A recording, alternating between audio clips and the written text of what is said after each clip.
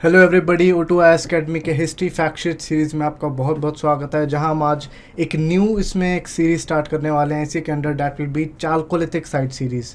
इससे पहले हमने काफ़ी न्यूलिथिक साइट्स देखी हैं, आज हम चालकोलिथिक सीरीज़ के बारे में पढ़ेंगे। यहाँ पे जो इंपॉर्टेंट साइट्स होंगी उनके इंपॉर्टेंट फैक्ट्स के बारे में पढ़ेंगे। तो स्ट्रेट अवे हम स्टार्ट करते हैं। सो आज जिस साइट के बारे में पढ़ने वाले हैं डैट विल बी अहार, जो कि सबसे इंपॉर्टेंट साइट्स में से एक है राजस्थान में, चालकोलिथिक। अगर हम मैप की बात करें तो अहार जैसे कि आप देख सकते हैं यहाँ पे लोकेटेड है in southern Rajasthan, in Udaipur district. और अहार कल्चर का नाम किससे पड़ा है? अहार नाम की एक छोटा सा रिवुलेट है जो कि बानस रिवर की ट्रिब्यूटरी है, इसकी वजह से इस कल्चर का नाम भी क्या पड़ा है? अहार।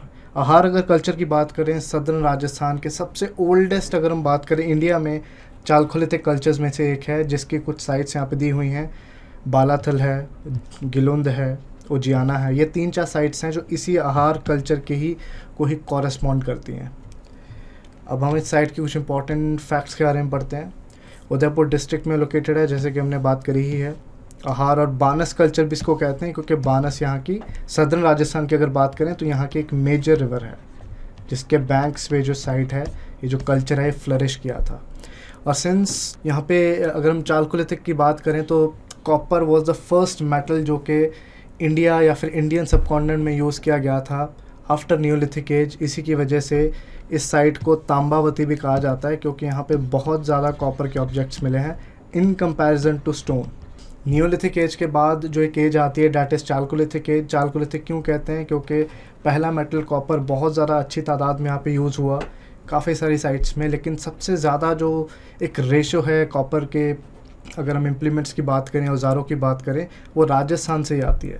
एक अगर मैं मैप में आपको आगे लेके चलूँ, पीछे लेके चलूँ, तो नॉर्थर्न राजस्थान में खेतरी माइंस भी थी झुंझुनू डिस्ट्रिक्ट में, जहाँ से एंशिएंट जो इंडियंस है वो कॉपर माइन किया करते थे। इसकी वजह से भी एक कारण है कि कॉपर यहाँ से अच्छी मात्रा में कहीं ना कहीं पाया जाता है। और टिपिकल अगर हम इसकी पॉटरी की बात करें, क्योंकि जो पॉटरी ट्रेडिशंस है, जिस कलर के या जिस स्टाइल के जो बर्तन बनते थे, वही इन कल्चर्स की पहचान होते थे। डिफरेंट टाइप के बर्तन डिफरेंट कल्चर्स में आपको मिलते हैं, किस तरीके से फायर किया गया, कौन सी क्वालिटी का बर्तन था, कैसी मिट्टी यूज़ हुई, सारी इन चीज़ों में ये चीज़ें कहीं ना कहीं मौजूद होती हैं। तो टिपिकल जो red and black ware pottery है वो यहाँ पे पाई गई है अहार कल्चर में, जिसमें ऊपर जो डिज़ाइंस होते थे वो वाइट कलर के होते थे। तो ये यहाँ पे सबसे इंपॉर्टेंट इन्फॉर्मेशन रहेगी कि इनकी पॉटरी किस कलर की है, बिकॉज पॉटरी के ऊपर काफ़ी ज़्यादा क्वेश्चंस आते हैं अगर हम बात करें। So red and black pottery typical pottery है चालकोलिथिक एज की, लेकिन इसमें डिफरेंस क्या होगा? वाइट कलर के डिज़ाइंस यहाँ पे काफ़ी प्रोमिनेंट मिलते हैं। अगर हम देखना चाहें तो ये देख सकते हैं, कुछ फ्रैगमेंट्स, कुछ टुकड़े यहाँ पे मिले हैं इस पॉटरी के, जो कि बहुत पुराने हो चुके हैं। यू कैन सी के बहुत ही फेडेड वाइट डिज़ाइंस आपको दिखते हैं, रेड और रेडिश, और कहीं पे डार्क रेड भी आपको यहाँ पे कलर दिख रहा है।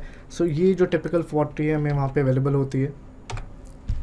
और अगर हाउसिंग की बात करें तो घास फूस के यहाँ पे घर होते थे, हट्स होती थी। उन हट्स को बैम्बू पोल्स के ऊपर टिकाया होता था, जो कि चारों ओर लगी होती थी। जो घर हैं वो मल्टी रूम भी होते थे, सिंगल रूम भी होते थे, डिफरेंट टाइप के घर होते थे। रेक्टेंगुलर, स्क्वायर सबसे प्रोमिनेंट शेप्स होती थी, लेकिन कुछ सर्कुलर प्लान के भी होते थे। और यही चीज़ें हमने न्यूलिथिक में भी डिस्कस करी हैं, तो बहुत यहाँ पे डिफरेंस आपको नहीं देखने को मिलेगा। ऐसे घर इनफैक्ट न्यूलिथिक एज में भी प्रोमिनेंटली हमें मिल जाते थे। स्टोन एंड मड ब्रिक्स यहाँ पे यूज़ हुई हैं। यहाँ पे स्टोन का बहुत मैसिवली यूज़ किया गया है, और अगर प्लास्टर भी करना होता है, एक लेप भी लगाना होता है, तो वो मड ब्रिक्स का ही यूज़ होता था। मड का जो प्लास्टर है वो यूज़ होता था। तो स्टोन और मड ब्रिक्स से ही मोस्टली यूज़ किया जाता था हाउसिंग के लिए, क्योंकि इनके पास बर्न्ट ब्रिक्स की टेक्नोलॉजी नहीं थी, जो टेक्नोलॉजी हड़प्पन सिविलाइजेशन में आ चुकी थी। आहार की अगर हम बात करें तो 3000 BC ऑनवर्ड्स इसको सेटल किया गया, और इनफैक्ट जब हड़प्पन कल्चर एग्जिस्ट भी कर रहा था उसके साथ भी इनके रिलेशंस थे, तो उसके साथ भी ये कंटिन्यू किया। लेकिन वहाँ की टेक्नोलॉजी कुछ जो है वो यहाँ तक नहीं पहुँची। फॉर एग्जांपल जो हमने अभी बात की है बर्न्ट ब्रिक्स की, तो बर्न्ट ब्रिक्स की टेक्नोलॉजी ना होने की वजह से यहाँ पे स्टोन और मड ब्रिक्स के ही कच्चे घर हैं वही हुआ करते थे। तो ये एक आप कह सकते हैं कि एक लिमिटेशन भी थी इन लोगों की। नेक्स्ट अगर बात करें, यहाँ पे एग्रीकल्चर फॉलो ऑन था, और वीट, बार्ले जैसे प्रोडक्ट्स काफ़ी अच्छे स्केल पे यहाँ पे उगाए जाते थे। सो इसलिए चुल्हास का भी जो एविडेंस है वो भी यहाँ पे हैरान नहीं करता है हमें। क्योंकि जब एग्रीकल्चर आ चुका था तो चूल्हे भी वहाँ पे होंगे सो दैट वो चीज़ों को पका के खा सकें। और यहाँ पे स्टोरेज का भी सिस्टम था। स्टोरेज के लिए फ्लोर में कुछ एक स्पेस किया होता था, खड्डे की तरह किया होता था, और वो स्टोरेज के लिए भी यूज़ होता था। और अगर हम फैशन सेंस की बात करें, हमने और भी सेमी प्रेशियस स्टोन्स की बात करी है, तो यहाँ पे टेराकोटा के बीट्स और बाकी सेमी प्रेशियस स्टोन्स के बीट्स भी पाए गए हैं, जैसे कि जेड, जैस्पर, अगेट, कार्नेलियन, और ये सारे जो different you can say semi precious stones है, ये भी यहाँ पे अवेलेबल हुए हैं। डैट मीन्स के इंडियंस जो हैं, इंडियन सब कॉन्टिनेंट के लोग हैं, वो काफ़ी ज़्यादा, अगर हम देखें, सेमी प्रीशियस स्टोन्स के फ़ैन हुआ करते थे। बहुत डिफरेंट साइट्स से सेमी प्रीशियस स्टोन्स हमें मिले हैं।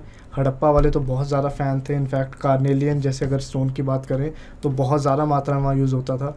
सबसे जो हैरान करने वाली बात इस आहार साइट की है कि यहाँ पे स्टोन का जो यूज़ है बहुत कम हुआ है, बिकॉज़ यहाँ पे कॉपर इतना ज़्यादा अवेलेबल था कि स्टोन के जो चीज़ें हैं, स्टोन के जो औज़ार हम कह सकते हैं, टूल्स हैं, वो यहाँ पे बहुत ही मिनिमम यहाँ पे बरामद हुए हैं, ना के बराबर। सो बहुत इंपॉर्टेंट जो फैक्ट इसके लिए क्या रहेगा कि नेग्लिजिबल स्टोन टूल्स फाउंड, क्योंकि यहाँ पे कॉपर के बहुत सारी चीज़ें होती थी, चाहे वो एरो हेड्स हैं, तीर के ऊपर जो एक एरो लगता है जो किलिंग के लिए जो लगता है, चाहे हम यहाँ पे सिकल्स की बात करें, चाहे यहाँ पे डैगर्स की बात करें जो खंजर चाकू होते हैं, हंटिंग के काम आते हैं, वो मोस्टली यहाँ पे कॉपर के कहीं ना कहीं हुआ करते थे। इकोनॉमी की बात करें तो एग्रीकल्चर यहाँ पे परफॉर्म किया जाता था, उसके साथ एनिमल हस्बेंड्री भी थी, क्योंकि कैटल और बाकी बोन्स भी यहाँ पे अवेलेबल थी। काफ़ी एनिमल बोन्स यहाँ पे अवेलेबल होती हैं। हंटिंग जैसी चीज़ें भी थी, क्योंकि कॉपर के बहुत ज़्यादा हंटिंग के औजार यहाँ पे पाए गए। और हमने जैसे पहले ही बात की थी कि हड़प्पा के साथ इनके ट्रेड लिंक्स थे, क्योंकि ये हड़प्पा के कॉरेस्पॉन्ड भी जो आहार साइट है ये एग्जिस्ट करती थी कहीं ना कहीं। सो ये चीज़ें हम यहाँ पे देख ही चुके हैं किस तरह की इनकी पॉटरी थी। तो ये कुछ इंपॉर्टेंट फैक्ट्स है आहार कल्चर के बारे में। और भी हम डिफरेंट चालकोलिथिक साइट्स के जो कल्चर हैं, उनके जो प्रोमिनेंट फैक्ट्स हैं, वो हम डिस्कस करेंगे। तब तक आप अच्छे से रिवाइज करते रहिए, और पुरानी जितनी भी हमारी वीडियोस हैं जहाँ पे न्यूलिथिक साइट्स वगैरह डिस्कस करी हैं, उनको भी आप देखिए। सो अगली वीडियो में फिर से एक चालकोलिथिक साइट के साथ मैं हाजिर होऊंगा। तब तक के लिए जय हिंद। अच्छे से आप रिवाइज करते रहिए।